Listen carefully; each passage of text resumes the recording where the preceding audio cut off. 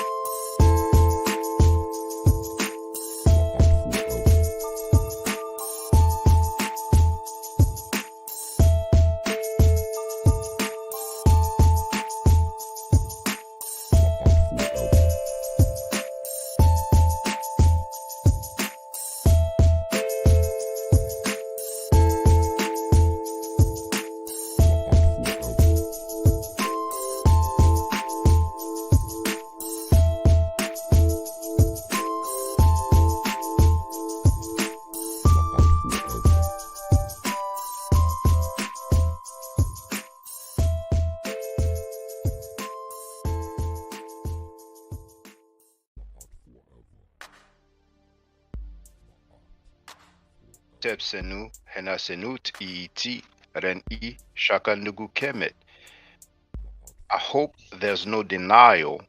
You are happy like the Nile. The title of this live stream is Sexual Assault.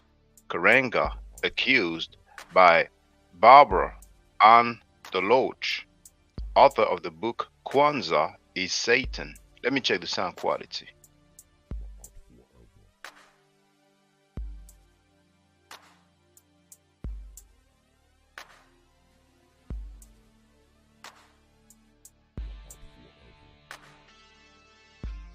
Sounds good on my end. Let me get the fair use disclaimer out of the way. Copyright disclaimer under Section 107 of the Copyright Act of 1976. Allowances made for criticism, comment, news reporting, teaching, scholarship, education, and research.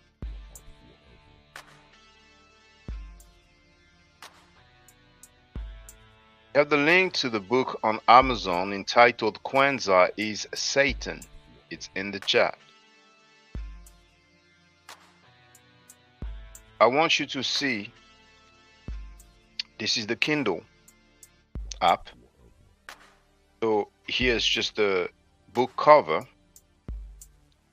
What I'm going to quote is on chapter 6. So I click on chapter 6.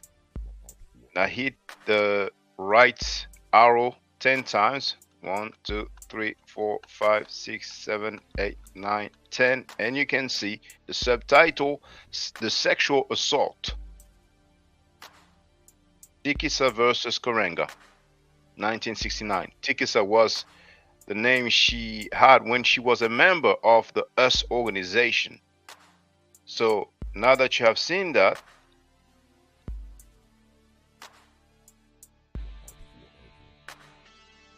for the record, it is pages 117 to 119. You have the Kindle markers 1588 to 1612. Let's go. Again, I should have ended my membership in US organization when I first decided to leave months ago. However, I did not, and the price I paid for being indecisive cost me big time. I thought he was going to talk about the UCLA murders and the bowing down to him and his picture at the meeting. When we arrived at Karenga's home, everyone was eating, drinking refreshments, talking, and laughing. There was no meeting. The living room furniture had been completely removed except for one chair remained in the room, and Karenga was sitting in that chair. There were pillows thrown all around the floor. The brothers and sisters were sitting on the front pillows according to their rank in the organization. Sitting behind the highest ranking men were a few young brothers. Then sitting behind the young brothers were some of the sisters in the organization. I noticed that Haiba was not in the room. I thought that she was probably in her bedroom. One of the young men motioned to us as we entered the room to have a seat on the pillows. As we sat down, African music started playing real loud from the kids' bedroom. Then a sister dressed as an Arabian dancer entered the room. She was smiling at Karenga and focused her eyes at him throughout the dance. She started moving her body in ways which were shameful. The men in the room were clapping their hands and laughing to show their enjoyment of the performance. After the dance had ended, the dancer got a big hug from Karenga. Some of the people left right after the dance was over. A sister was talking with me about Karenga's use of drugs when a brother tapped me on my shoulder and said, Tikisa, Haiba wants to talk with you in her bedroom. I got up and went to the bedroom, thinking that Haiba was in the room, so I didn't suspect anything was wrong. When I knocked on the bedroom door, the door opened and I walked in. Karenga shut the door behind me and locked it. That's when I saw that Haiba was not in the bedroom. He quickly grabbed my arm and threw me down onto the bed. He said, I want you to give me a massage and then we can laugh.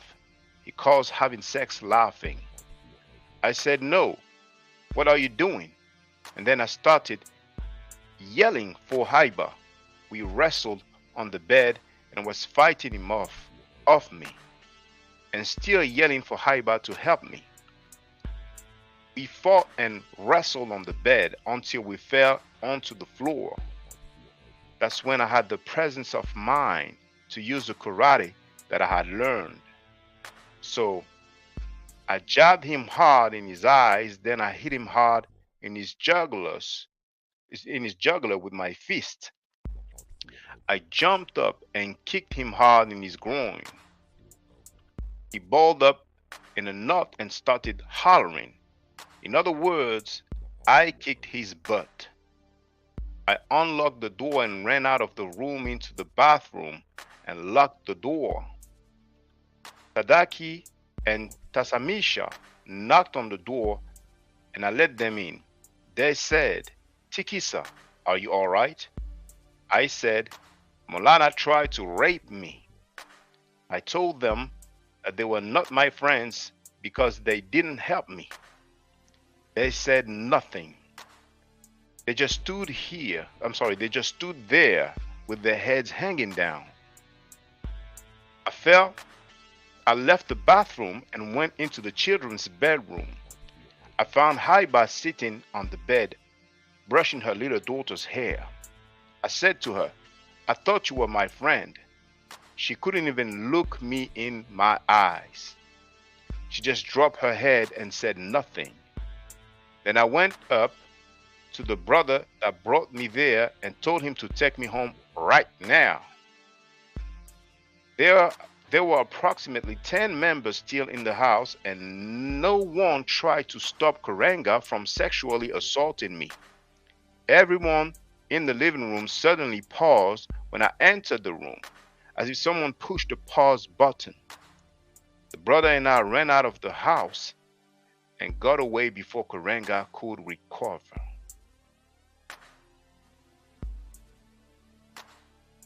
Honey Williams in the place to be, and I intended this to be a short live stream. You have the sources. Oh, I almost forgot. I've shared the link already, but this author is not anonymous nor unidentified. We even have a picture. Stay safe, stay healthy. If I am allowed to by the Necheru, I will definitely holler back at you. I don't argue, I state facts. If you're not part of the solution, you're part of the problem. If you do not think right, you will not act right. If you know better, you will do better. Do way to do a Necheru Hotel. Now, for the record, for those who don't know, I'm giving Medu Nature classes. And here, that's the flyer. Okay? So, those who are interested, feel free to holler at me. If you're not interested, it's cool. But I recommend that everybody who has not yet seen the video, Kemet and Ma'at, before Judaism, Christianity, and Islam, then watch it. It has about 300,000 views and really deserves to have a lot more. I just want to let everyone know who's listening in now and who's going to listen to this stream in the future. I just had my first Meta Nature class by Brother Shaka today, and I've had other Meta Nature lessons by other teachers, and I can tell you right now, the brother is the best in the game. He is that was one of the best classes I've ever had, ever. So if you're interested in learning the Meta Nature, if you're interested in getting the basics of it, Brother Shaka is an awesome teacher. Get with him, and it's extremely affordable. This brother is giving us his time and his skills, and he's basically giving it away. I mean, I just consider it a donation. You know what I'm saying? So if anybody's interested in learning the Meta Nature, get with this brother right here. He's an awesome, awesome, awesome teacher. And I'll end with that. Hotep Senu, Hena Senut. This is Julie, also known as Servant of Yah, and I'm currently taking the Medu Neture classes with Brother Shaka, and it has been an amazing experience. Only 2 lessons so far, and I feel like I've been taking the classes for months, just with the how in depth he goes into the vocabulary words, the construction of the language, the grammar. It's been immeasurable, the experience. And one thing that comes across, hands down, is his extreme passion for teaching this to anyone who is willing to learn and has an interest in learning. So I highly suggest, if you are interested, even a minimal interest, that you subscribe to the classes with Brother Shaka. It's such a nominal amount for how much you get. I know, like, our last class was over 2.5 hours. It felt like 2 minutes, but because that's how, involved you are in what he's teaching and how he teaches and how compassionate he is about what he teaches. Also with sharing materials free of charge, no question, no doubt. It's just what he does. He doesn't have to, but he does. And so I just wanted to give a short testimonial about the class and the effectiveness of the class. And all of that is attested to how studied Brother Shaka is. So I highly recommend anyone with a minimal interest that you do sign up for the Medu Neture class. Hotep. Don't forget to subscribe to my channel, which is Ma'at Forever. Don't forget to watch the video entitled Kemet and Ma'at. Don't forget to share Kemet and Ma'at on my channel on Twitter, Facebook, Instagram, WhatsApp, or other social media that you use. Email, text messages, you name it. Those who wish to donate can do so on paypal.me/ma'at4ever.